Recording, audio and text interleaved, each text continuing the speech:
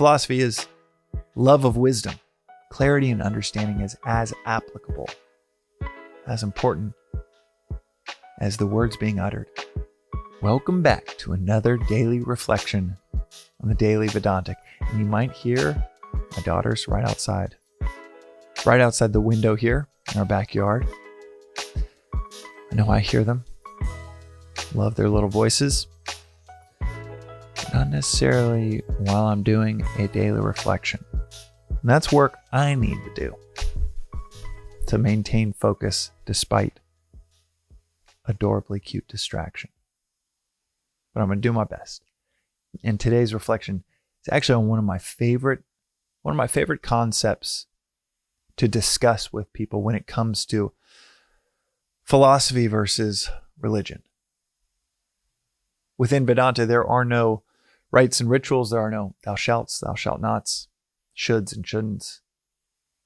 And the joke within Christianity is that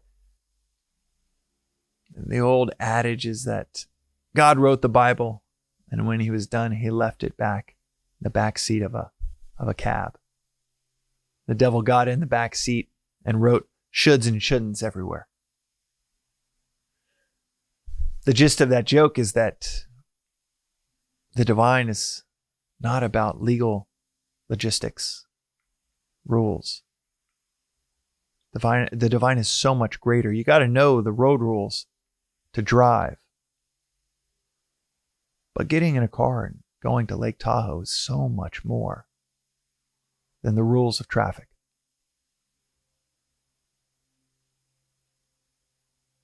Experiencing the divine is so much more than just the 640 rules in the Old Testament. It's not just 10. It's over 640. Another difference between philosophy and religion is that philosophy, something like Vedanta, is not a prescription. It's more like studying math or physics, realizing, oh wow, I'm discovering this thing called gravity that exists whether I knew it, named it, thought about it, or not. Now I'm just learning how it works. That's a lot like philosophy. You can go through life never learning about gravity. But if you want to work with it, if you don't want to work against it, well, it can help. Religion is about a set of beliefs. Oftentimes, it's wholesale. You got to take it all. I mentioned in one of the recent episodes, growing up Catholic, it was a pejorative term to say that, oh, that person's just a buffet Catholic, taking a few things and not taking it wholesale. Philosophy, it's actually one of my favorite aspects of Vedanta. It's just said if something doesn't click for you, put it back on the shelf. If something doesn't click, take it or leave it. Or here's a proposal of potentially how things are.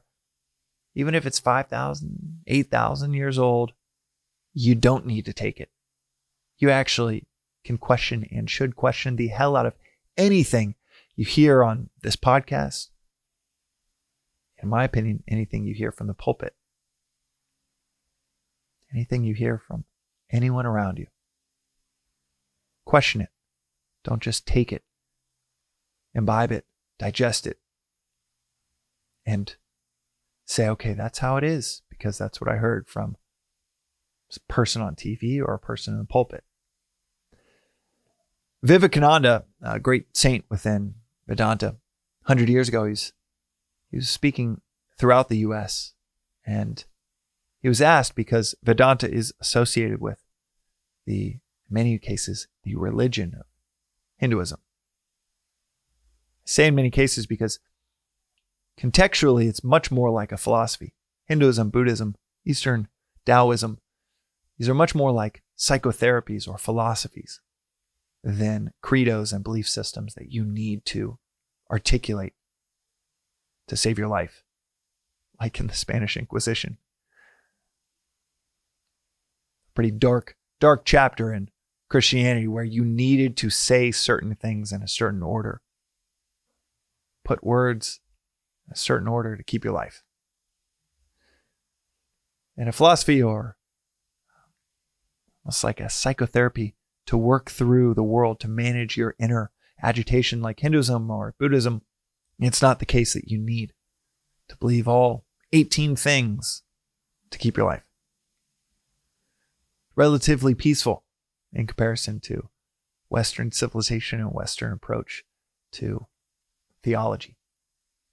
But Vivekananda, when he was speaking in the US, he was asked, did you come to reform us as Christians? He said something so beautiful.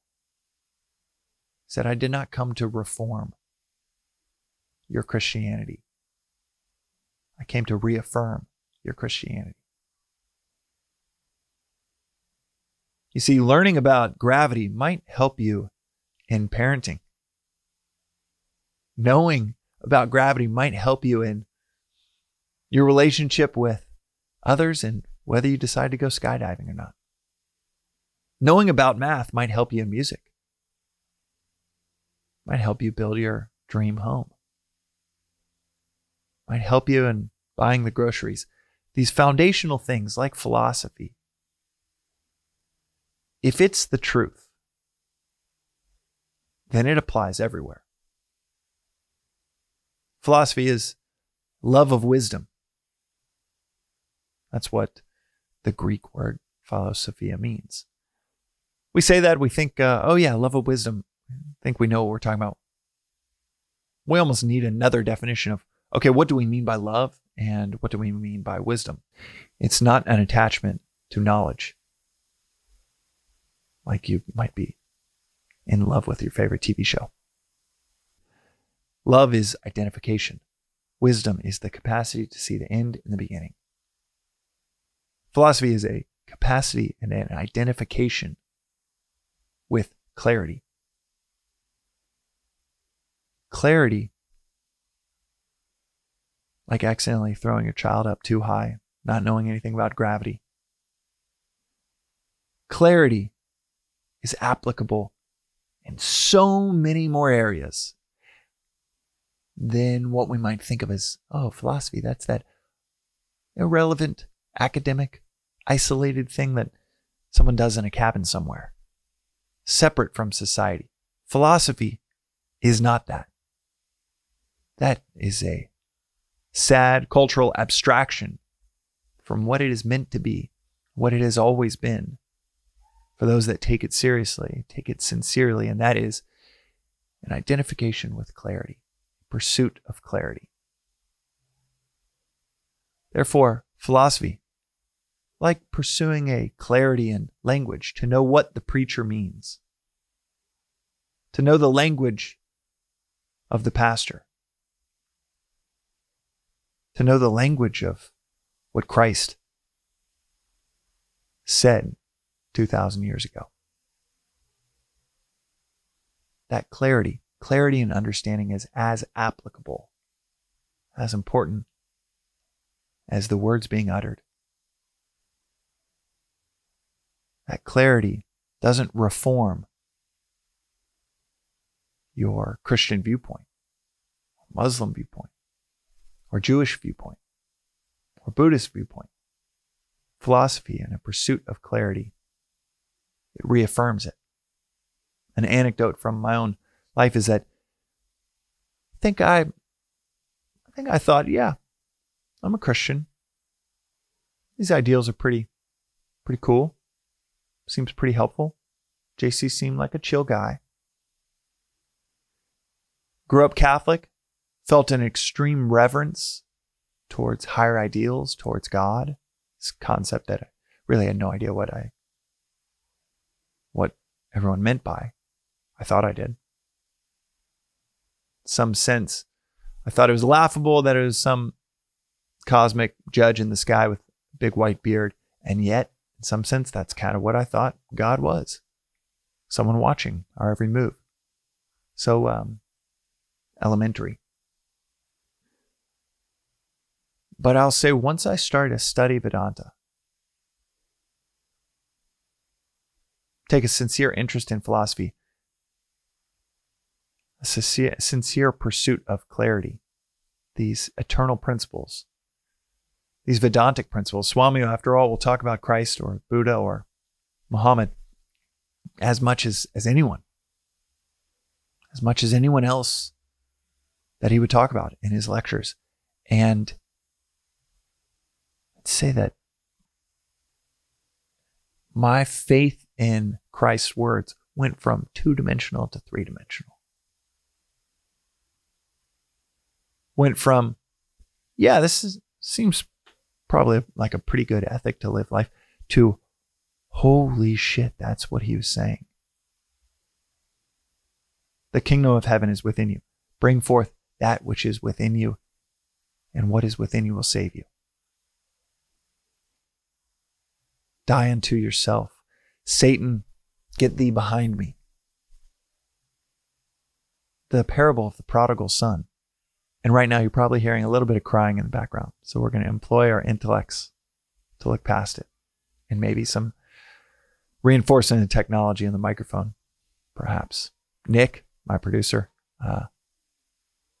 thank you for whatever you do to keep our listeners even more focused than myself.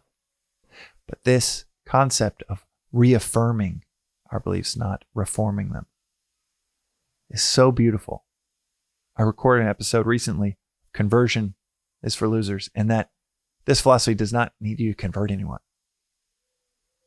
In fact, the philosophical view within Vedanta is that knowledge can only be taken, it cannot be given. You can't force feed it to someone. You can't pressure them into seeing the wisdom in this philosophy. But when they do, when they start to see it, they see the wisdom everywhere. You open your eyes, and nearly anything that's lasted over 1,000 years is saying this.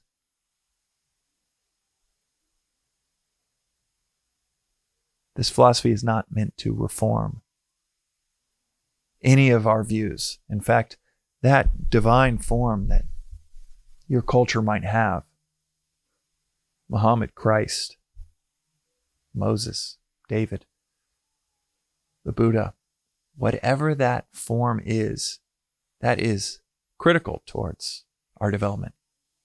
That form, the truth, as the Rig Veda, the oldest Veda, says, the truth is one, sages call it by many names. You don't even have to think that there is any other peer in the pantheon of the divine form that you are in love with. You can focus just on that divine form. You can apply this philosophy to that divine form's words that you might have heard 1,000 times. And maybe they'll take on a whole new dimension for you. Not to reform, but to reaffirm. That's today's reflection on the Daily Vedantic. We'll see you next time.